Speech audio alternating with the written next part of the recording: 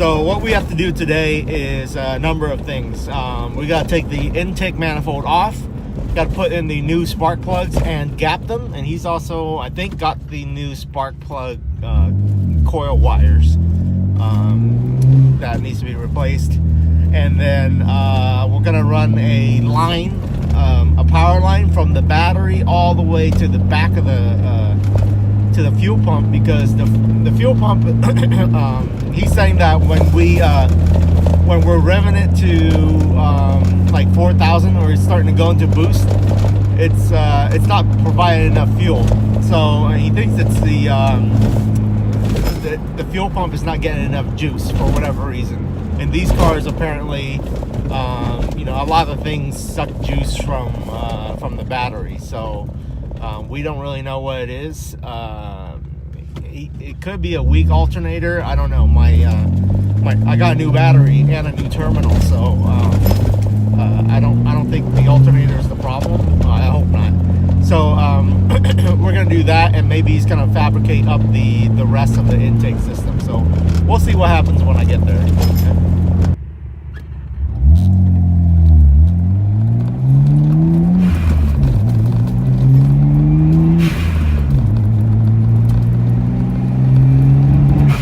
Wires off. This is what my stock ones look like. That goes to that cylinder. I'm not sure if that's bad. Here is the spark plug that came out of there. Apparently these are gapped at 40. Let me see.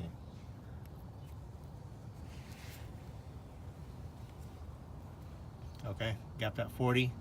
And we're switching to these NGKs. Are these, I think these are, that's the code. I'm not sure what heat range these are. These supposed to be like 9s, I think. We're gonna gap it at 30 there. Okay, so these are gappable plugs. He's gapping them down to 30 right now, just because that we're gonna run a lower gap, so there's not so much of a jump in between when the spark has to ignite here.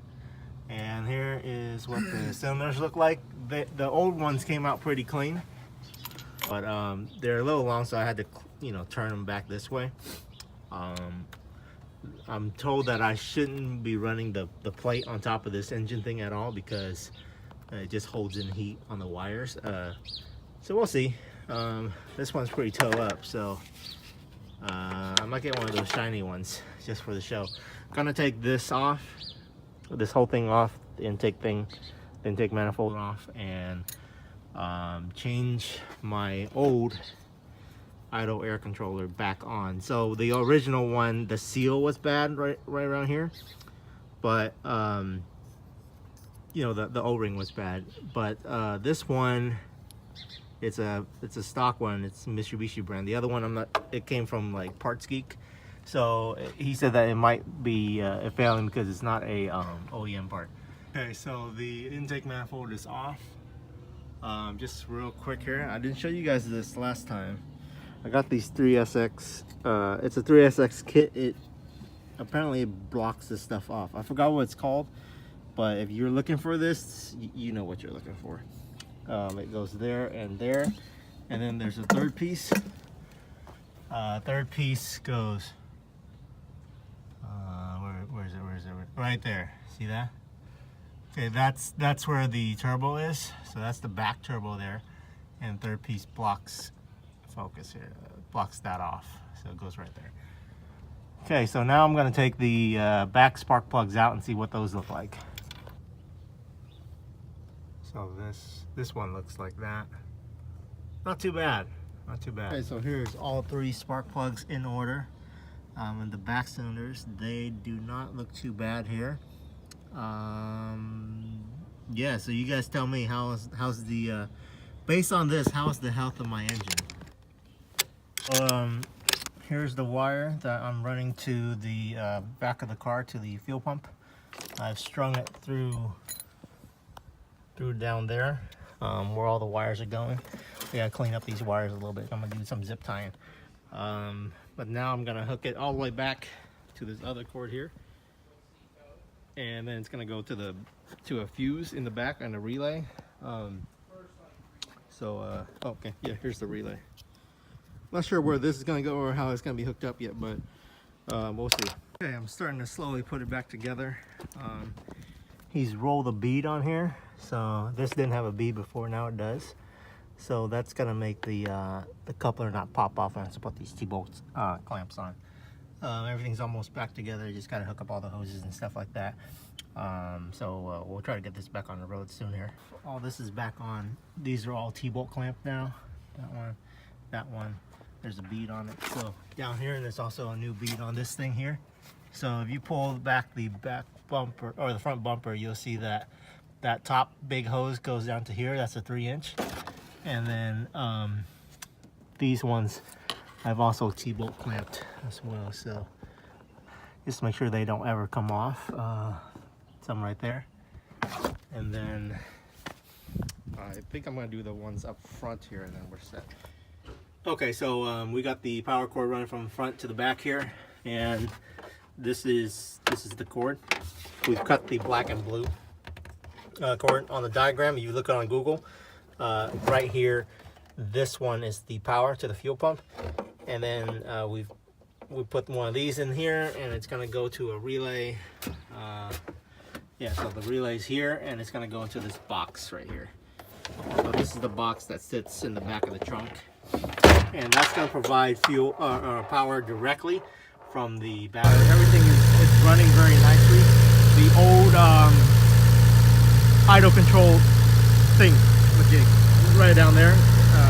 This one's actually working. Apparently, the one I got from Parts Geek or whatever, it didn't work, and it just stayed closed. So now it's warming up and it's sitting right there. I'm sure he's gonna tune it to adjust that. Down here, this looks like this. I ran the cord cleanly through the middle, and then it's gonna snake around this way. It's come over here to this relay. So this power is going to the relay like this. So here's the relay. Okay. Don't know how it's supposed to go, but it's going like that. Okay, so the main cord's coming down here, the other one's going to the fuel pump, and so on and so forth. It's all gonna go into this little box right here. We're just gonna leave it there like that for now. Well, actually, I'll put the box in so it doesn't hit anything, but we're gonna get the front bumper back together and go drive. Good. And this is what the idle's at, warm, right where it's supposed to be, not too low, not too high. He didn't do any tuning on it yet, so it was the idle air controller. I put the stock one back on. I guess the one I got from Parts Geek sucks ass, and it just crapped out on me within like a couple weeks. So let's do a little bit of revving here.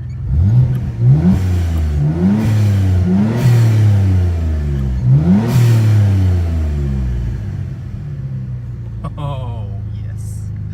Okay, we're out here on the road, and we're about to go into some higher boost testing. Now that the fuel is not cutting out, there's a lot more juice going to the fuel pump, and the idle air controller is working great.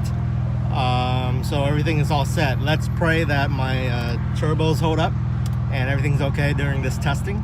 But I'll give you guys some footage, so here we go. Third gear. Going to 3,000. Let off.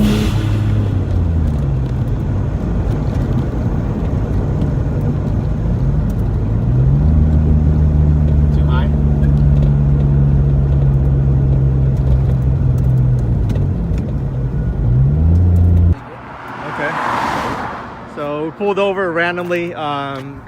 It's cutting out at 18 pounds of boost, and it's actually not supposed to go that high.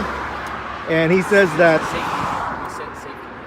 Okay, so we set safety parameters so that it doesn't go past a certain amount of boost.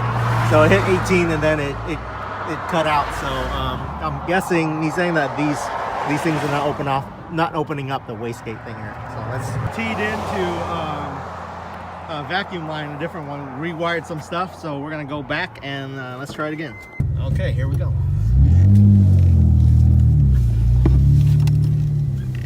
Clear.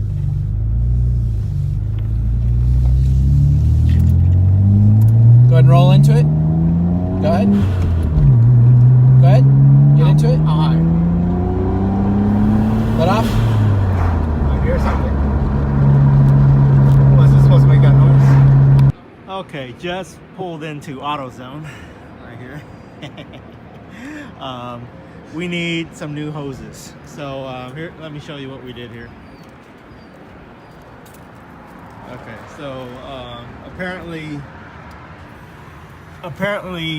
this one wasn't going to the right place. It was hooked up to this one here, and it went to there, and for some reason it's like bypassing the wastegate or something like that. I don't know these things. So this line was continuous, this line right here, and then we teed into it, but that didn't work out either. So he's gonna wire it differently. So here at AutoZone, we're gonna get some new vacuum lines, and then we're just going to wire it like how he wants it. So let's see what we got. Okay, so tighten up the hoses a little bit, hook them back up. We went a T on this one, and I'm not sure what's going on down here, but let's see. That is now there. This is connected to that, and it goes right here. And I think that's everything. Okay, we're gonna button this all up and get back on the road. Let's make sure this boost stuff doesn't cut out again here. Okay, everything's all set. We're gonna try it again. Gonna run it again this time. Everything works out, hopefully. Roll into it a little bit. What up?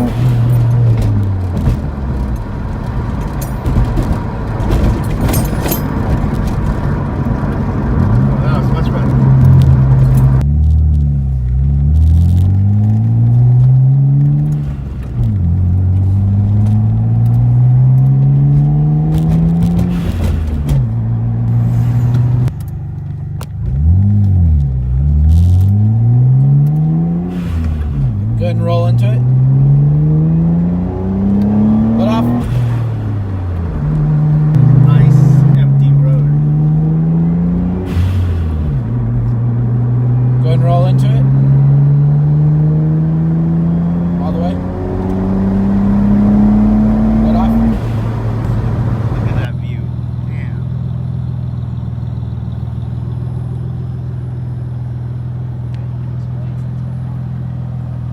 Okay, so we're over at this very nice spot, middle of nowhere, really, but not that far out of Sacramento, and it's down like, I think Roseville Road or something like that, but here we are. We managed to fix everything, so it's running perfectly right now. He turned it down to 9 pounds of boost, and it was just cruising very smoothly. The problem was that there was some wiring issues with the hoses from what it originally was. Look at that view, holy cow.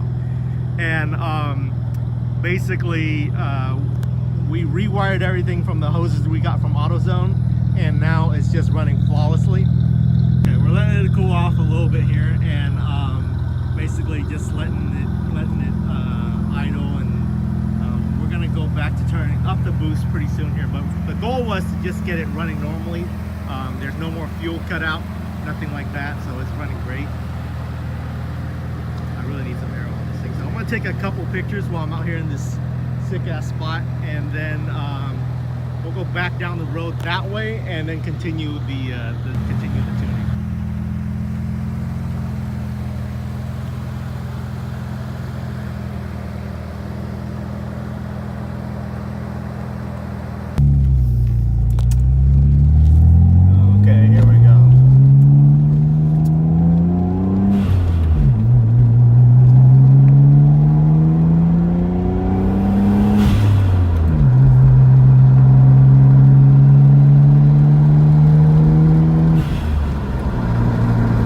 There was a cop that was camping us like 3 minutes ago, but he didn't have time to deal with all of our picture taking, so he left.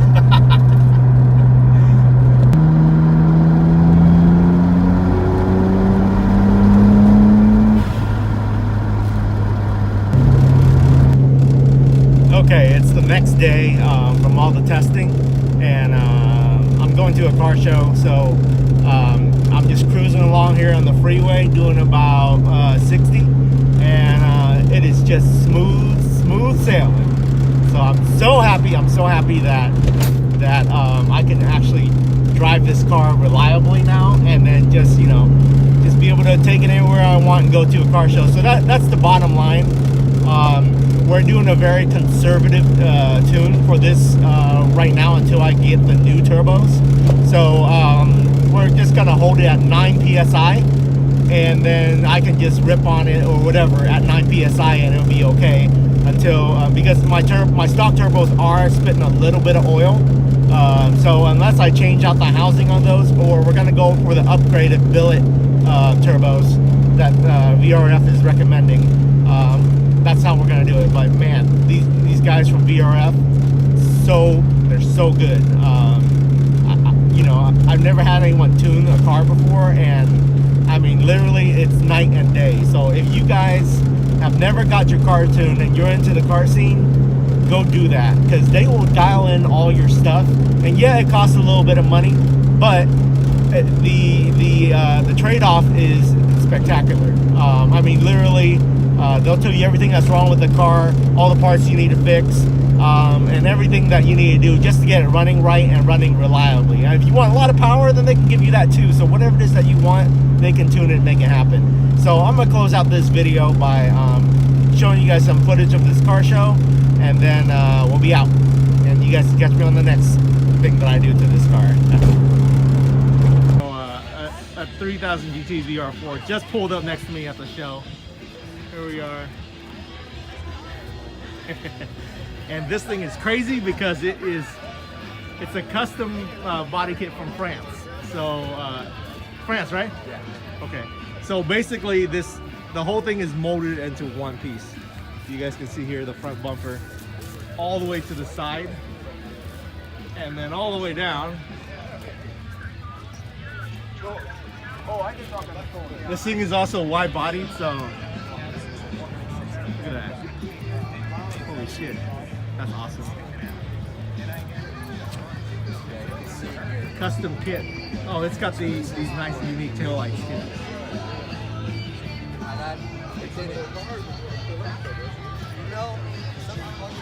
Crazy.